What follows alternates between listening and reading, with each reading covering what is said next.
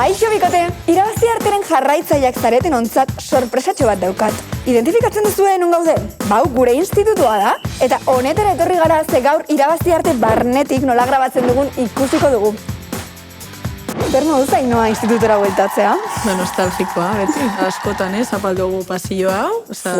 Justo gure pertsonaientzako institutua oso garrantzitsua da, ze guk trama ikasketen inguruan daukagu. Bai. Ate hone dioso karakteristikoek zedeke lehiotxo bat, eta nik badekat estena bat zu barruen, eta ni holan nervixor peixez, en plan...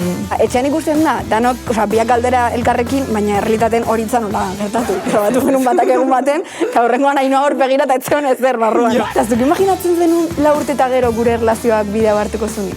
Ez. 4 urte eta gero ez. Naia.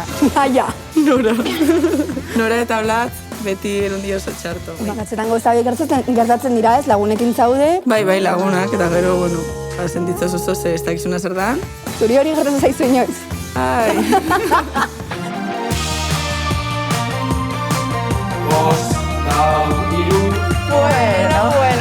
Bueno. Iritsi da, irabazi arteko 4. denboraldiko tramarik garrantzitsuena. Ainhoa gugia esan dugu esan beharreko, ezta? Beraz zuek, gaurko atala ikusi, guretzat, biontzat, potente datorrelako. Bai. Eta ni datorren astean saltsa gehiagorekin itzuliko naiz. Ongi izan eta musu pila. Aio! Agur!